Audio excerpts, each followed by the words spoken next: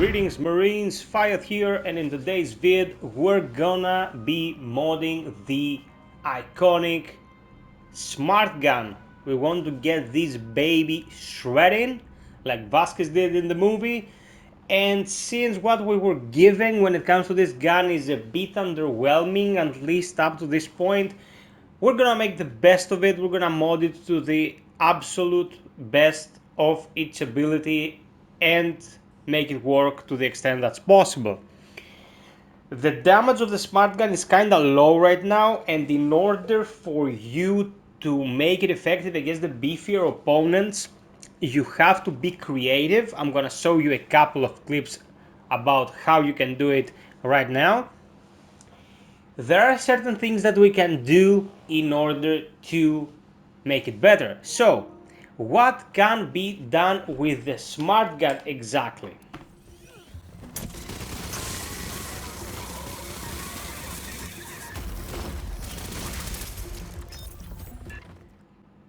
So as you see, there are certain things that it can do with precision that no other weapon can do.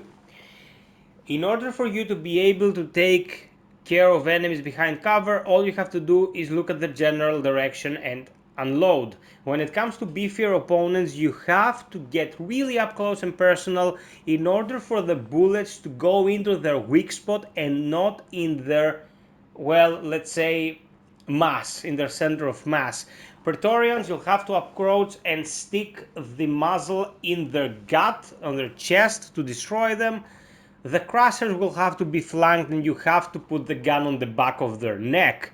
Of course, we have tools to stun them and stop them, and you will be able to do all these things, but if the gun doesn't perform, there really won't be much benefit to it. So without further ado, let's see how we can make the smart gun a killing machine. So this is a vanilla smart gun that you see here unmodded.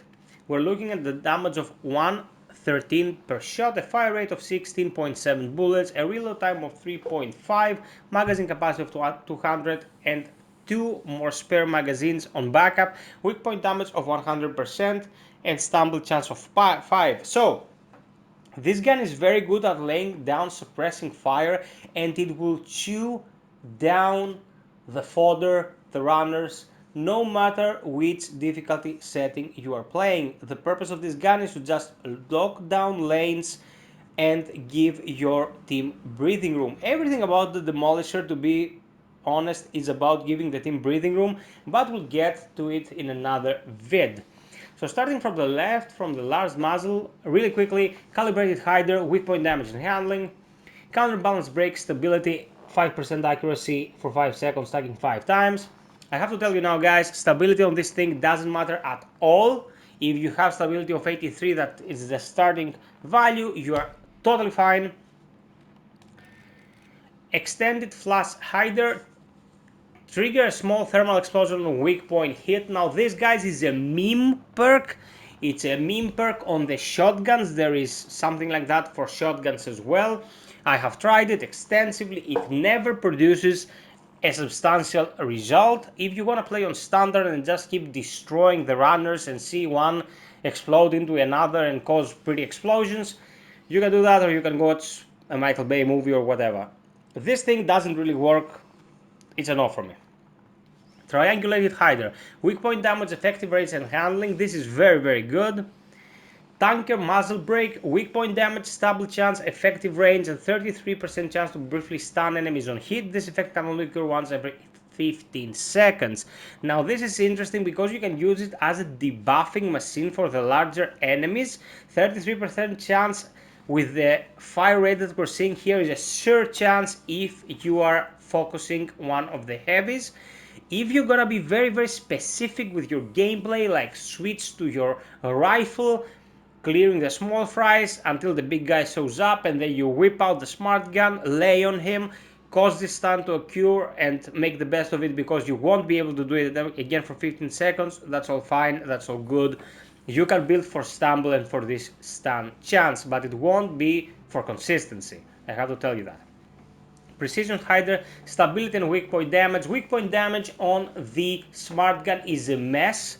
You have to forcibly move your reticule that much higher to just go to the head or the belly or whatever is weak on each one of the enemies. And for me, it's not really worth it. This is not a precision weapon. You just want to let down a corridor and suppress the enemy so the rest of the team can do their thing. Not the best choice for me.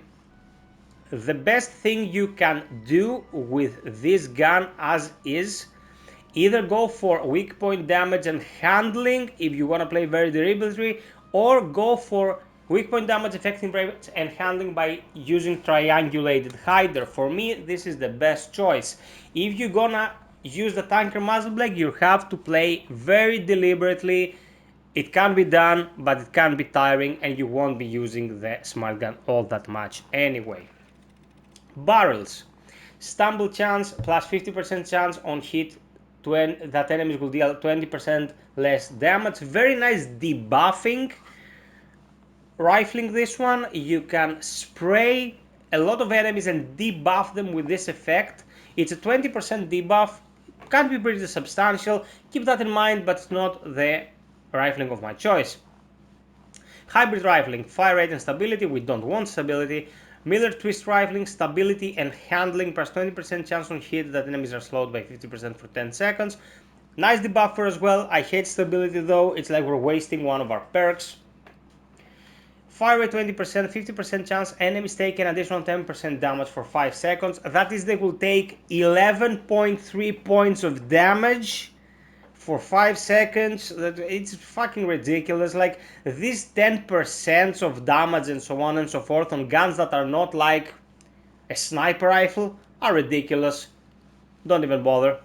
Progressive rifling, fire rate and stability deal 10% extra damage on enemies with full health. That's great for the rocket launcher, not so much for this one. And here we have a Ratchet Rifling for fire rate and handling. This is hands down the best one, in my opinion. It pops our fire rate up to 20 bullets per second, making it consistently that much more powerful. Also, you need the handling on this beast, because if you don't have enough handling, it won't come out of its holster in 1,000 years. Armature. Calibrated armature. Stability. Increase your melee damage by 20%. When you land a melee hit, your movement speed is increased by 10% for 10 seconds, and then you're dead. Because on higher difficulty settings, you will not want to go in their face and melee them. Forget it. Deep rail armature, reload speed and max ammo. This is sexy as all hell. Hybrid armature, reload speed, stability, max ammo, handling. This is very good all around thing. Stabilizing, reload speed and stability, no thank you. Quick charge armature, reload speed, plus 15% fire rate and 30% stability on hit for 5 seconds. This effect does not stack.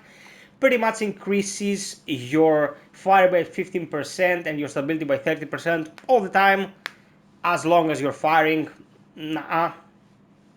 Max capacity armature, max ammo plus 30 and handling plus 20. This is good, but not as good as this. You will want the extra ammo. It pops at 480 bullets, and it also improves your reload speed down to 2 seconds and 69 milliseconds. So this is pretty much the best one by far. You can also go with hybrid. It kind of spreads things around a bit. It can work, it can be efficient, and its handling is very, very nice. But I would suggest in favor of improving your reload speed a bit more. So this is the final build: Triangulated Hydra, Ratchet Rifling, and Deep Railed. Let's take a look at the stars here. The two at the top give you plus 5 effective range each. The third one gives you aim assist. I don't know why, guys. I don't know what they were thinking. And the 4 star also gives you aim assist and range on hit for 3 seconds, stacking 5 times.